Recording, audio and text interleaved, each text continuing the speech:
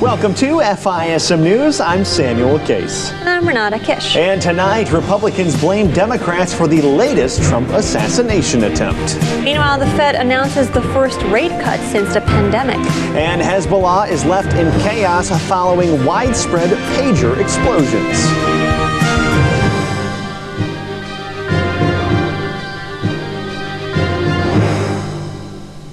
But first, we begin with the Secret Service, which is now asking Congress for even more funding in light of the latest assassination attempt against Donald Trump.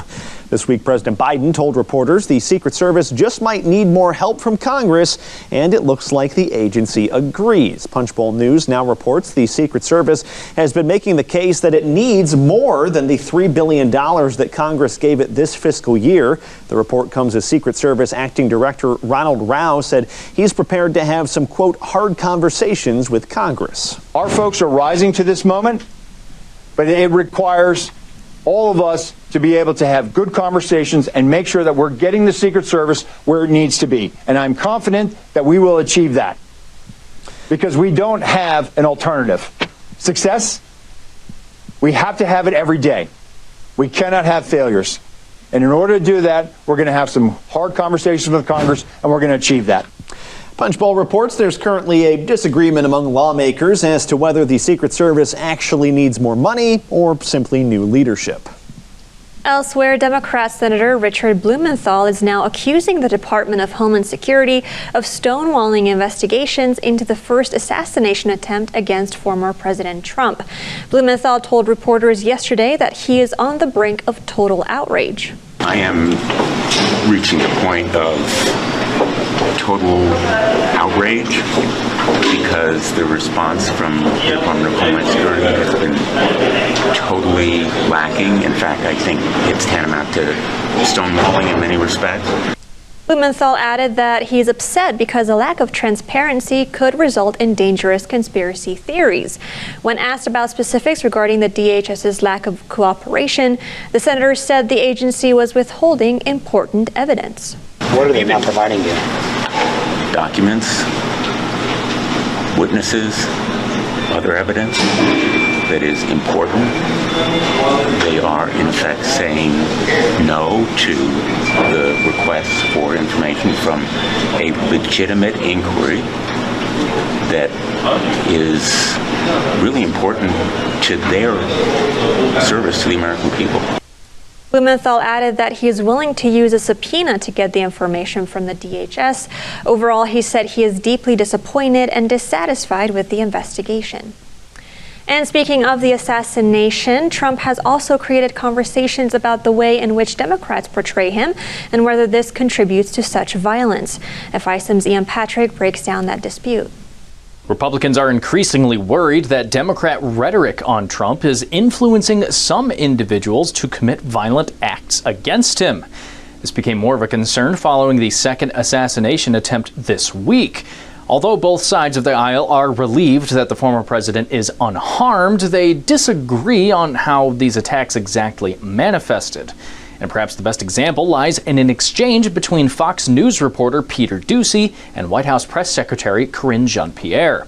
Doocy called out Jean-Pierre after referring to Trump as a Democratic threat and asked why she still does that so soon after the most recent and alleged assassination attempt. And here's her response. I actually completely disagree with the premise of your question, the question that you're asking. It is also incredibly dangerous. We have been very clear in condemning political violence from here. What I have said about the president, the former president, about January 6th is facts. We're not just saying that just to say it. January 6th, Peter, January 6th. Wait, January 6th. How many times do we have to? January 6, 2021. The White House does appear to be doubling down on this position of blaming Trump for his own rhetoric.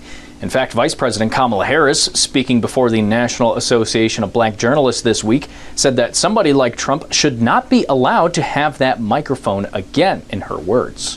When you are bestowed with a microphone that is that big,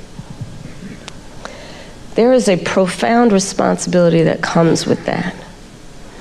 That is an extension of what should not be lost in this moment, this concept of the public trust,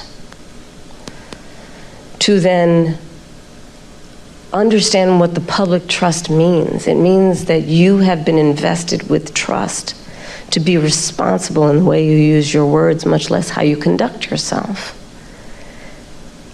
And especially when you have been and then seek to be again President of the United States of America. So let's turn the page and chart a new way forward and say, you can't have that microphone again. And the most direct accusation from Democrats this week comes from former Secretary of State and former Democratic presidential nominee, Hillary Clinton. Speaking with MSNBC, Clinton said the media isn't properly covering just how dangerous Trump really is. I don't understand why it's so difficult for the press to have a consistent narrative about how dangerous Trump is. Americans need to understand that they have to take Trump both seriously and literally. He has said what he wants to do. He and his allies with Project 2025, his desire to be a dictator, at least on day one, all of that is in the public record. And I believe that more Americans have to be, willing to endure what frankly is discomforting and to some extent kind of painful, to take him at his word and to be outraged by what he represents. We can't go back and give this very dangerous man another chance to do harm to our country and the world. But the phrasing from all of these examples is what Republicans believe to be the problem. As Florida Senator Marco Rubio said on Fox News, there are some people who believe they need to take this guy out upon hearing such accusatory language. Well, I think if you repeatedly say someone is going to be the next Adolf Hitler, the next Mussolini, American dictator, there's been publications that have actually put out front page stories that have to depict Trump looking like Hitler. If you do these sorts of things, you eventually have to conclude that the overwhelming majority of people that see that are going to say, we better vote against this guy. But there are enough lunatics and nut jobs out there who are going to take the next step and say, well, this guy is truly evil, if this guy is truly dangerous, if our democracy and our system of government is going to be wiped out if this guy wins, I need to take this guy out. And again, we need to learn more about this individual. We need to learn how he got there, how he, without perimeter, wasn't secured, who he was, and what was behind it. But I think we know enough about some of the things he's posted to say that he clearly was influenced in some way by this rhetoric about Trump being this dangerous dictator in waiting. But as politicians continue to bicker over the reasoning, everyone still continues to wait for any results from the investigations into this second assassination attempt. This is Ian Patrick reporting for FISM News. Thanks so much for that report, Ian. Certainly a valuable conversation to be having at this time. Meanwhile, Vice President Kamala Harris, she spoke to the National Association of Black Journalists yesterday, and there, Harris was asked about the growing trend of younger black men supporting Donald Trump. Here's what she said about that. Polling shows that some black men, particularly young black men, are considering voting for Donald Trump, and they see him as better for the economy. I think it's very important to not operate from the assumption that black men are in anybody's pocket. Black men are like any other voting group. You got to earn their vote. So I'm working to earn the vote, not assuming I'm going to have it because I am black, but because the policies and the perspectives I have. A recent poll from the NAACP shows that 63% of black voters support Harris compared to just 13% who support Trump. But as Newsweek points out, that gender gap is pretty noticeable, observing that while support for Harris among black women in particular remains strong at 67%, it falls to just 49% among black men, specifically under the age of 50.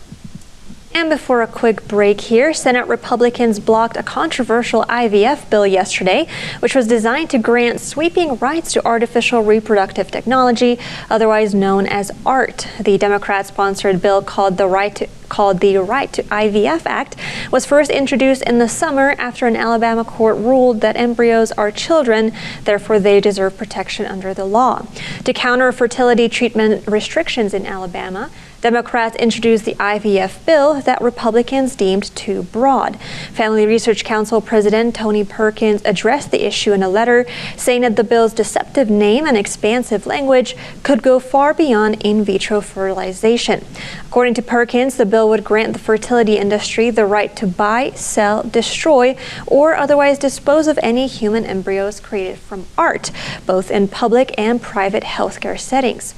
But Democrats see the conservative concern as a political issue. Democrats argue that if Republicans truly cared about families and their ability to have children, they would approve the bill. And up next, the Federal Reserve announces rate cuts for the first time in years, so stay tuned.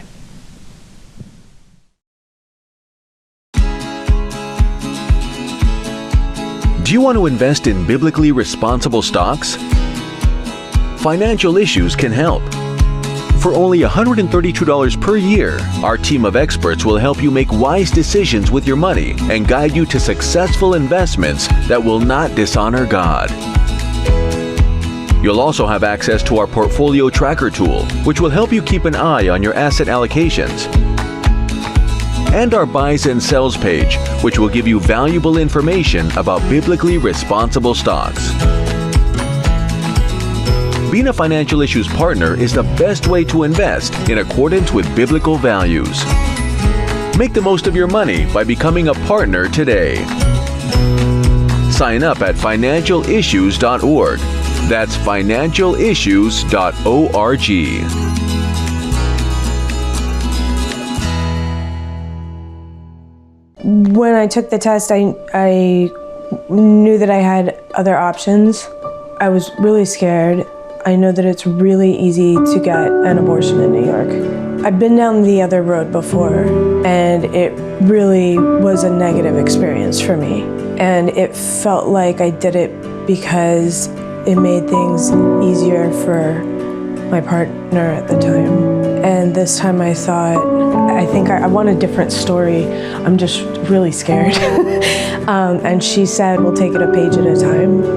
It felt scary, but it felt like a good thing. I'm gonna have to, if I have this baby, I'm gonna have to do it alone, and that's gonna be really challenging. But I wanted to do it. But I knew that I needed help, and to get around people that would help me, not people who would say, this is a problem that we can make go away. More like, this is awesome and we can help you make it more awesome.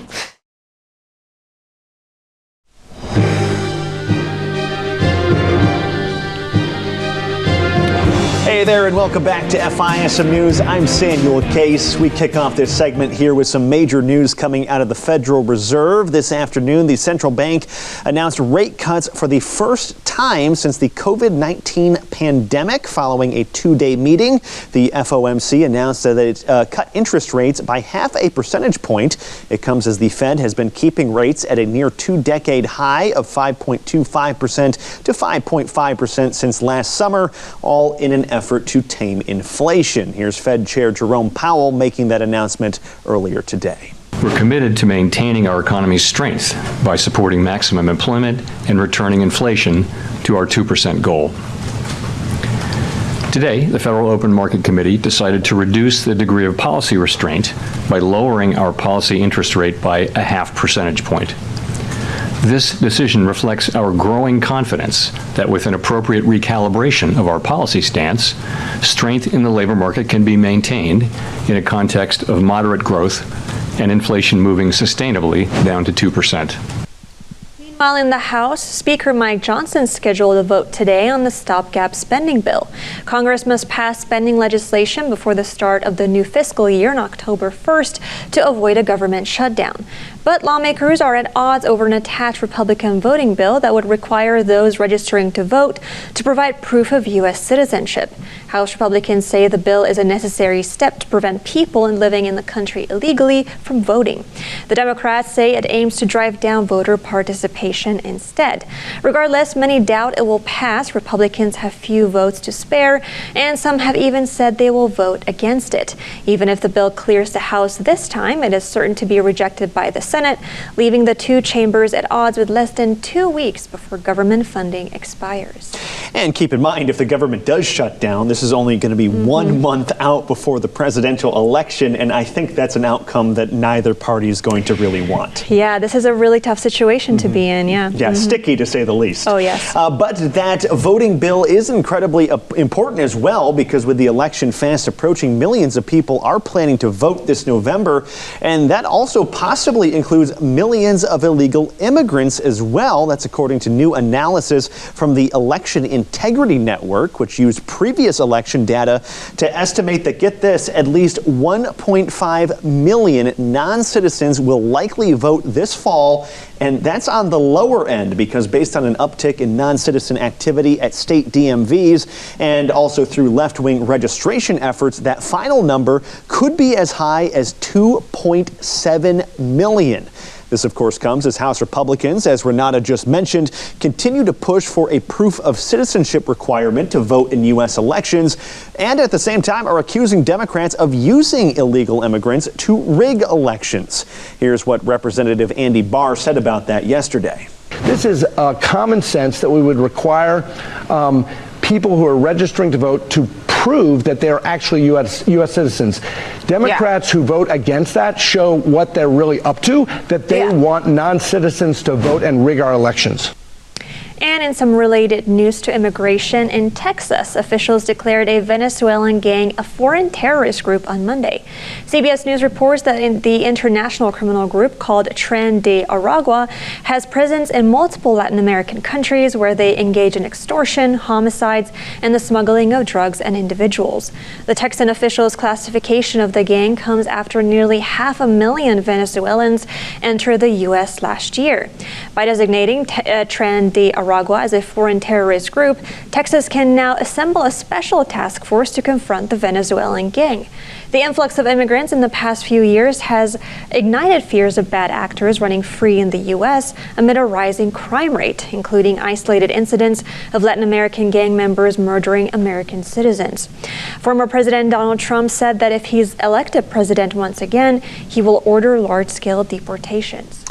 And in some other news today, we do have some new updates on those bomb threats targeting Springfield, Ohio. We are now learning that they've been revealed to be hoaxes coming from sources outside the country. Governor Mike DeWine made that announcement earlier this week. At least 33 separate bomb threats, each one of which has been responded to, and each one of whom has been found as a hoax. We have people, unfortunately, overseas who are taking these actions. Some of them are coming from one particular country. We think that this is, one more opportunity to mess with the United States. That announcement comes as members of the media have been accusing Donald Trump and J.D. Vance of inciting the bomb threats because of their disputed claims that Haitian migrants have been eating pets in Springfield. There's been 33 bombing threats in Springfield, Ohio, that would not have happened but for this false conspiracy theory being spread by the vice presidential and presidential Republican candidate. Instead of saying things that are wrong and actually causing the hospitals, the schools, the government buildings to be evacuated because of bomb threats, because of the cats and dogs thing, why not actually be constructive in helping to better integrate them into the community? DeWine, as of right now, has yet to confirm what country those threats came from. All right, and we have plenty more news coming up next. We'll be right back after a moment in history.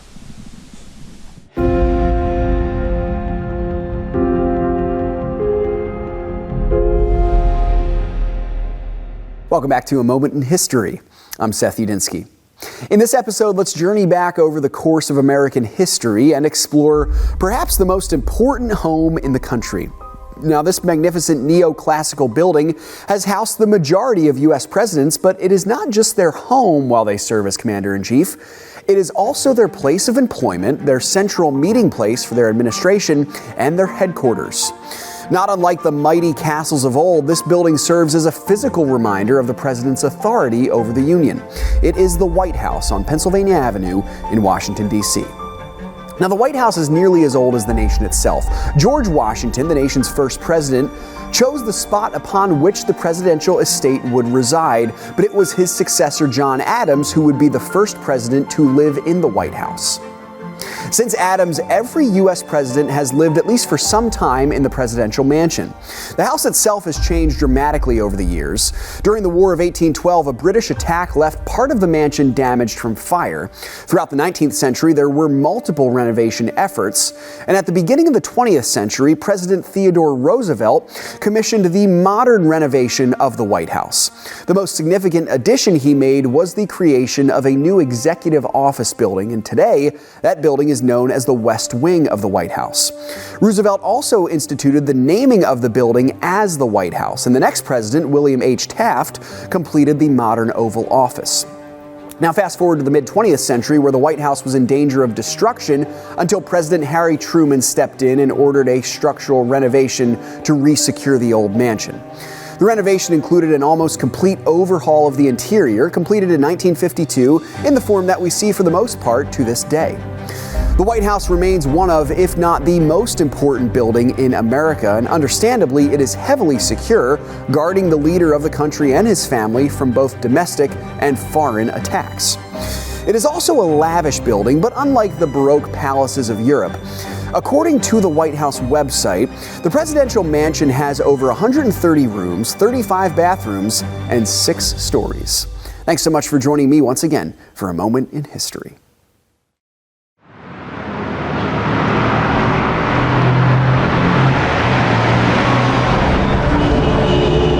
Navigating through investment options can be challenging, especially when you're determined to uphold your God-given values. Every dollar you invest is a vote for the world that you want to live in. Let your values guide your investment decisions and help to shape the culture in which we live. Become a beacon of light and pave the way with biblically responsible investing.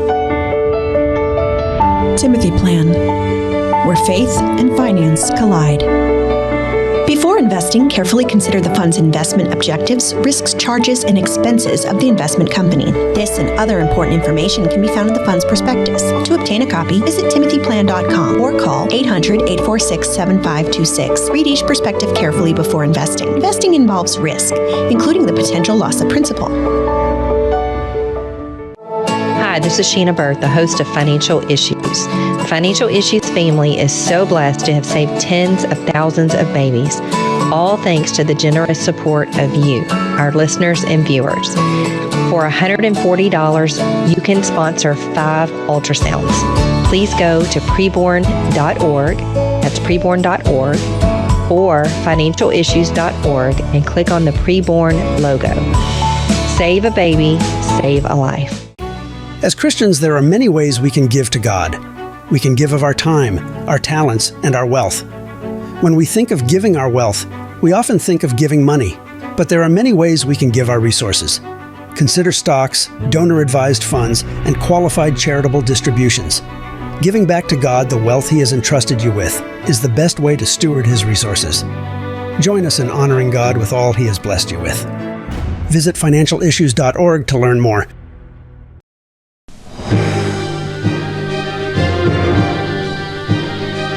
Welcome back to FISM News. I'm Renata Kiss.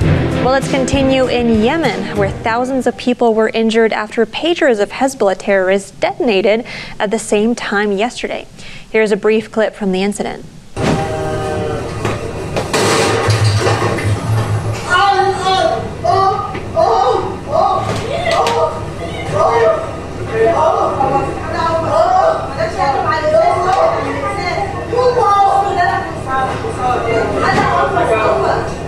The strike reportedly injured 4,000 people, including hundreds who are in critical condition, while dozens are reported dead. Israel commented on the incident by saying that they successfully neutralized a Hezbollah assassination plot on a former Israeli security official with a remote-controlled explosive device. And they didn't stop there. According to new reports, Israel carried out another attack on thousands of Hezbollah members today using the same explosive device tactic. One Israeli source says that the pagers originally originated from the IDF, which were booby-trapped and handed off to Hezbollah. Following the first incident, Hezbollah vowed to retaliate against Israel. An incredibly fascinating operation, to say the least. Meanwhile, Israel's new war plans are stoking new fears of a wider regional conflict, with Israeli officials saying yesterday a new goal of the war is halting Hezbollah's attacks so that northern Israelis can finally return to their homes. It comes as tens of thousands of Israelis have been displaced once Hezbollah began their attacks in the north following Hamas's deadly assault on October 7th. The Israeli government is also weighing the possibility of a wider military operation in Lebanon as well, as demonstrated by those recent precision attacks against Hezbollah. A U.S. diplomat recently met with Prime Minister Benjamin Netanyahu to dissuade his plans to expand operations in the north. Following that meeting, however, the Prime Minister's office said that Israel will, quote, do what is necessary to safeguard its security. Meanwhile, Ukraine struck deep into Russian territory overnight in a drone attack against a large military warehouse that set the facility ablaze. Ukrainian officials claim the depot housed missiles, glide bombs, and artillery shells. It was located roughly 300 miles from the border and 240 miles northwest of Moscow. A senior U.S. diplomat said that Ukrainian President Volodymyr Zelensky recently announced that the Victory Plan can work. The plan to end the conflict, which is now in its third year, is still confidential. Zelensky said on Monday that it is 90% ready and will be presented to allies next week. And speaking of the situation with Russia, their propagandists are still ramping up their efforts to undermine the November election, as yesterday Microsoft revealed a report highlighting fake videos attacking Vice President Kamala Harris. In one of these fake videos, it shows Harris supporters apparently assaulting a person at a Trump rally. The videos are spread through domains that at first glance appear legitimate. The Justice Department disrupted one set of these websites earlier this month, but they're already being replaced, according to Microsoft. Meanwhile, multiple propaganda groups as well have synchronized their messages against Harris, with Microsoft believing it's a top-down direction coming from the top of the Kremlin, though it does appear that Russia is trying to play both sides, with Russian President Vladimir Putin claiming earlier this month that he supports Harris's bid for the White House. And lastly, China scrambled warplanes to tail a U.S. spy plane as it patrolled the Taiwan Strait yesterday. That report comes from the Chinese military, which says they tailed the U.S. anti-submarine plane as a matter of national security and regional stability. China claims to control that territory, and tensions are building in the disputed waterway. 2 German warships sailed through the strait on Friday, defying Beijing's warnings not against doing so. This comes only weeks after China flew a spy plane over a Japanese island in the East China Sea. Always tensions in the East China Sea, something that we're going to have to continue to keep an eye on for quite some time. Yes, indeed. All right, well, that's our program for today. Thank you so much for joining us, and please visit FISMnews.tv for more content. And for more updates until our next show, you can check us out on social media. Just type in FISM News on all your favorite platforms, or you can download the FISM app to take us on the go. Thanks so much, and we'll see you next time with more news.